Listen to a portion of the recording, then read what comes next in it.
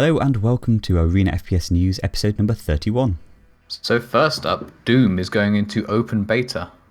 So we just had the closed beta, which was pretty fun, pretty interesting. The open beta is starting April 15th and ending on April 17th. So this is for everyone. You don't need a code, everyone's in. Yep. And there's some footage and some thoughts on the closed beta, which we put up on the YouTube channel. If you want to check that out, please do. They've released a lot of information about what to expect with Doom as well. So they spoke about having constant updates to snap map and game modes and things like that. So that sounds really nice. But they also mentioned that there will be some DLC coming up, which, you know, is kind of to be expected. It's a AAA game. But what's in the DLC is a little iffy. It's maps, which is always an issue because that segregates the community. Weapons, which is an issue because it's gameplay. Demons, also gameplay. Armor sets, that's fine, it's cosmetics. Equipment, I think they said hack modules as well is going to be in there, which is another gameplay thing. And I really don't like any of this stuff being behind a paywall, as I think most people will agree. Yeah, and I think it's probably going to be the nail in the coffin for a lot of people. There's, you know, quite a few people who I've talked to and said they're very tetchy on the idea of the new Doom, and they'll probably play it for the single player, but I think this is going to turn a lot of people off, and it's probably going to do more damage to the franchise than it's going to actually provide in sales. Unfortunately, it doesn't look good at all. If it was just cosmetic, as always, that's fine. I don't have any problems with games doing cosmetic DLC, but really having kind of gameplay things in a game that may not be competitive in multiplayer, but at least you want to be on the same level playing field as everyone else, I think that poses serious questions to the legitimacy of the multiplayer title. Yeah, and I think in pound sterling, it's 40 quid for the game and then 30 quid for all the DLCs. That's 70 quid, and that's asking a lot, especially it's just not great, is it? Yeah, you can just get Reflex or Quake Live for like a tenner. So yeah, exactly. They're far better Arena FPS games. Next up, we have the UT patch. Now, they added a couple of interesting things. Preliminary, there was the Biotower map, which by the sounds of it is just crazy biomap. The bio rifle has also been reworked in this. So there was a user who basically made a blueprint, and I think it's based off that. Essentially, it changes the primary fire to be more of a grenade style use. Essentially, it fires a kind of gas thing and it explodes and creates a cloud of biogas that sticks around for a short time. And this is something that UT's kind of been missing out on, is more of a grenade style weapon. There's grenades on the rocket launcher, but it hasn't kind of got the same grenade weapon. So I think maybe it'll fit that purpose a little bit better and be a little bit more useful. And I think the alternative fire still fires like a moving blob of sludge. That's pretty cool. I'm looking forward to having a go with that. I've not tried it out yet. That's interesting that they're making a big gameplay change, because it seems they've kind of been a bit resistant to that. But this is quite a big one.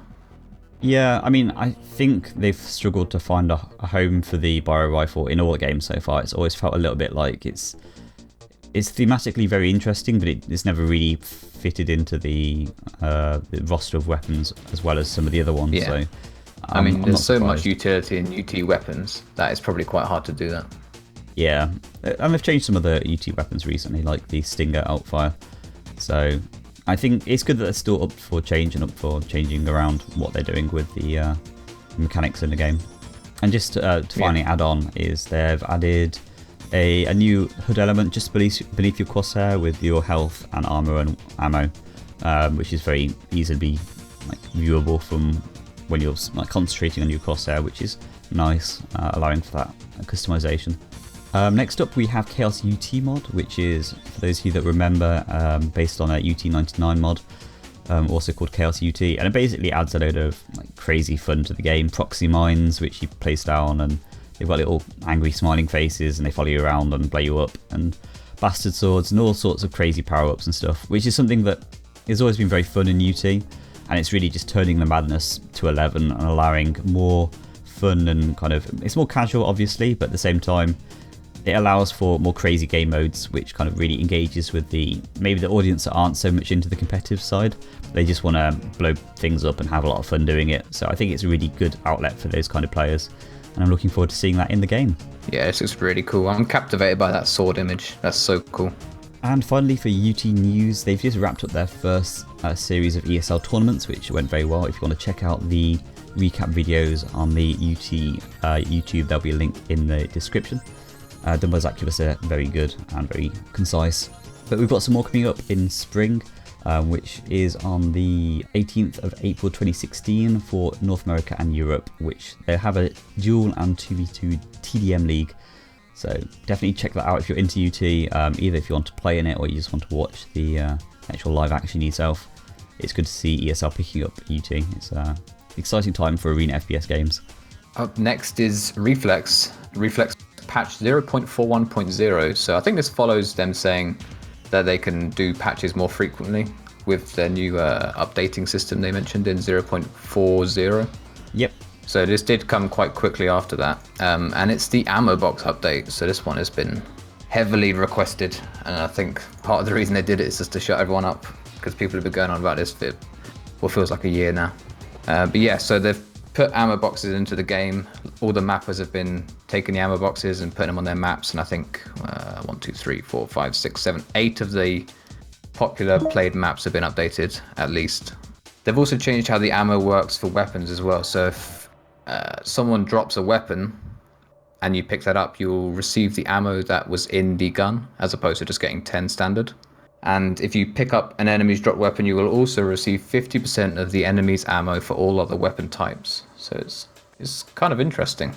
Yeah, one thing that Newborn mentioned on Discord is at the moment ammo is a little bit in abundance, but they're planning to actually change the initial pickup system at some point. They just didn't want to do that until mappers have had a chance to add ammo boxes to all their maps. And just another thing to mention is the models for the ammo look really cool. And I think you were mentioning this yesterday. Yeah, they do. How it would be nice if they can have the same pass for the weapons and armors as well, rather than having the holograms. And I think the plan is to do that. So that's all good news as well.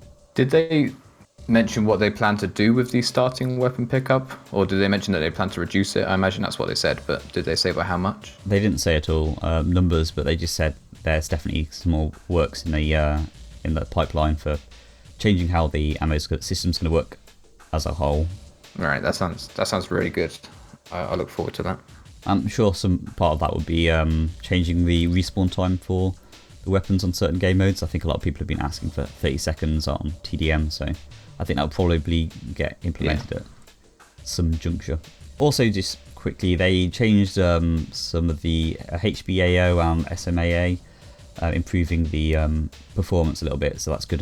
For those of you who tried Reflex before but it was a little bit difficult on the old computers, then definitely check it out again, because it might be running a little bit more smoothly now. They've been doing this in the past 2 patches. Def is hosting a cup on his new map DP9, otherwise known as Shadow Falls, which I believe we are streaming. Yep. That's happening on April 9th, and there's been a lot of top players invited: Kaito, Terrifier, Lugia, Doc Austin, Gaia, Pups, Rocky, and Biarke. So yep, that'd be good. Yes, this is a new map which came out quite recently, and often map makers like to do a one map cup for them. So yep, looking forward to this. I'm not around, but I'll definitely watch the VODs. They'll be on the YouTube channel at some point, I'm sure.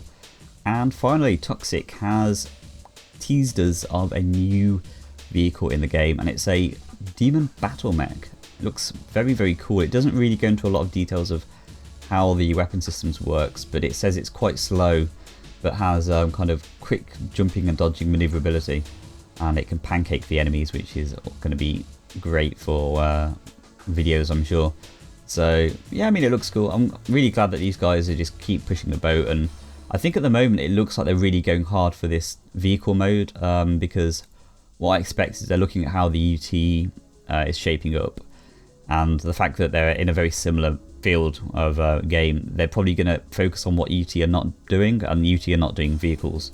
So I think what they're probably going to aim for is having a really good vehicle game mode. So for the people who enjoyed UT in the past for vehicles, they can get drawn to Toxikk, and they still have a niche and they still have an audience. Yeah, I mean, we spoke about this before. They were kind of really unlucky because we were flat out told there was not going to be a new UT game. So these guys made a UT inspired game, and then UT4 came out, and it's kind of it's put them into this point where they're not UT, but they're not anything else. So I think, finding a niche is quite good. They're kind of at a weird a weird point where they're just sort of releasing these updates when new things are coming, but they're kind of just, it's a bit all over the place. Like they're introducing a mech here and a new piece of armor here, but there's not any sort of groundbreaking updates, which is kind of what they need, I think. Yeah, I mean, I'm sure it's just quite slow progress on a game which is kind of, it's not an early access. Wait, yeah, I guess it's early access actually, isn't it? But it's like it's not out yet per se, so often development takes a lot longer than we expect it to. Yeah, and it's really polished stuff coming out, so yeah, it takes a while to make, I imagine. So I think that's the news for the week. Thanks very much for watching,